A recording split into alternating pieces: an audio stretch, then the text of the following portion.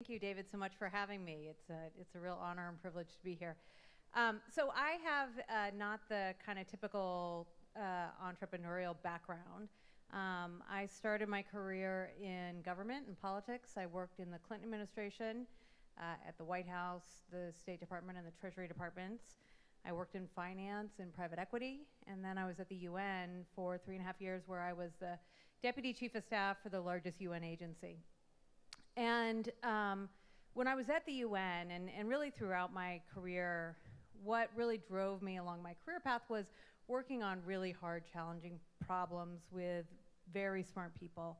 And that's been what has gotten me to where I am today. I went back to school, I went to business school, and in between the UN and business school, 2 of my grandparents died from Alzheimer's disease. And when I left business school, I was very focused on trying to take all of this experience that I had and use it in a way that could impact the disease. I had seen both of my grandparents go through this horrific process of losing their memories.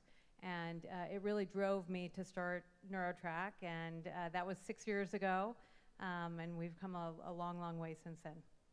6 years is a long time. It's also a pretty short time as well.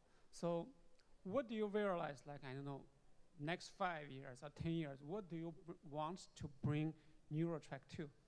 So just so that everyone's on the same page, Neurotrack is a venture-backed startup based in Redwood City, and we are bringing to market the first fully integrated solution for assessing an individual's risk for memory loss, cognitive decline, and Alzheimer's disease, and helping them to prevent the disease, to reduce the risk for Alzheimer's disease long term.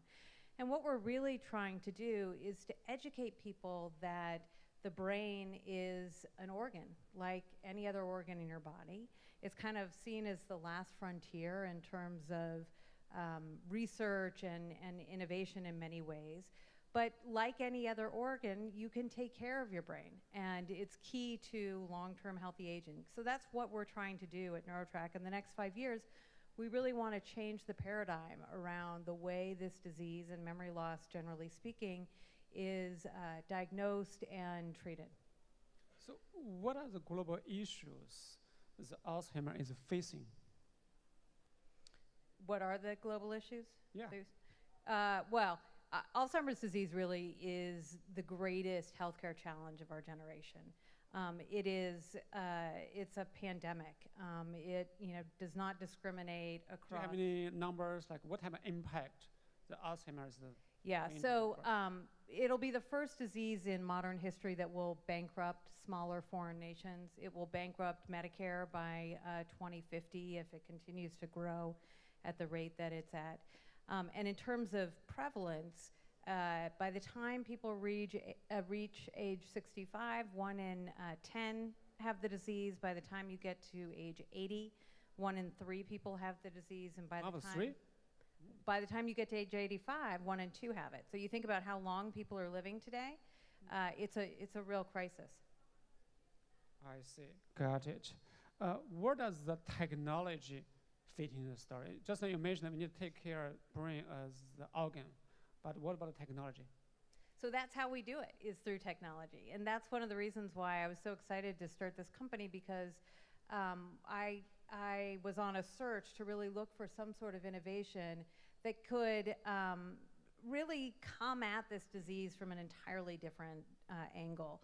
You think about how diseases are typically diagnosed or treated.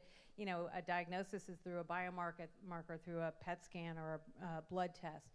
Our technology uses eye tracking to assess impairment in the hippocampus, which is the first part of the brain to be affected by Alzheimer's disease.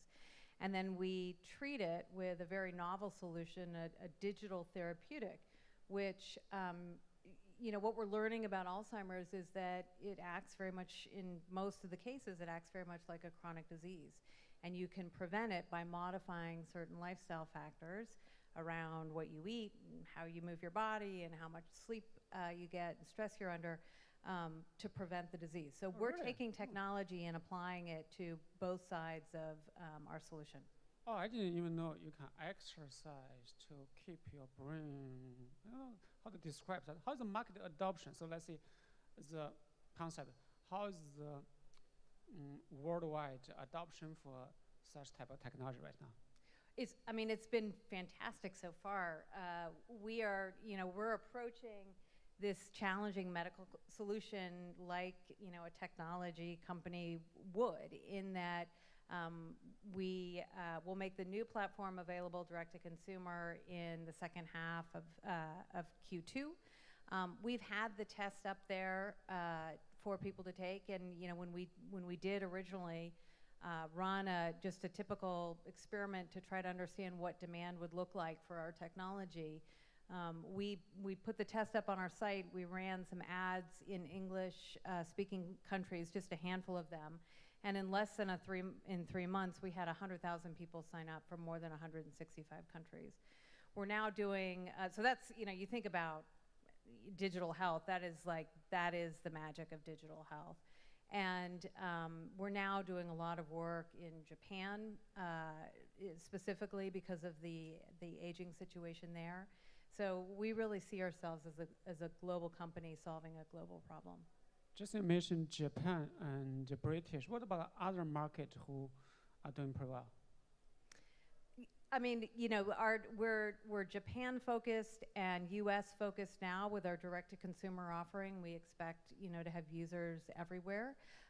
In terms of targeted B2B approach, I think the way we have handled that to date is where there's a particularly large aging population and therefore much higher demand for our product, we'll go there. So, sorry if my question sounds like a beginner question. How do you define the relationship between Alzheimer and aging of the brain? It's a great question. So, Alzheimer's disease has always been considered a disease of the aging. And part of the reason for that is because, as you age, all kinds of things go on in your brain, the accumulation of things like beta amyloid proteins and tau tangles, but we now know that there are all different kinds of other things that are happening as well. And what was thought of as a disease of the aging, we now know doesn't necessarily need to be.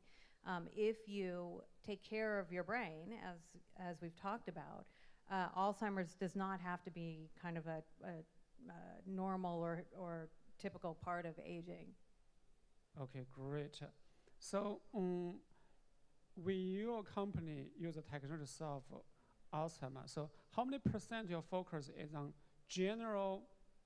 the aging of the brain versus Alzheimer? Well, we talk about our solution as a heads down solution. So if you take care of your brain, you can take care of your entire body. If you follow our therapeutic and our program, you can also manage your risk for lots of other diseases, for diabetes, for heart disease. Oh. And so, we really think about it as a one-stop shop for tackling lots of different conditions. Cool. So we do have lots of other entrepreneurs as well as investors who invested in other companies. So this is my last question. How do you explore the collaboration between other venture capitalists and other entrepreneurs? Well, we're always looking to partner with other entrepreneurs and companies that are doing interesting and exciting disruptive work that have similar kinds of interests and goals as we do. And then in terms of investment, again, looking to partner with investors who recognize the value of innovative, disruptive technology solving a really complex problem. Okay, I have an idea. Maybe we should team up and help the entrepreneurs and investors at least to make sure this group of people don't have aging problem in their brain. Absolutely. Okay, All for anyway, it. It's great pleasure to have you here. I will look forward to have more collaboration. Thank you. Very much. Congratulations.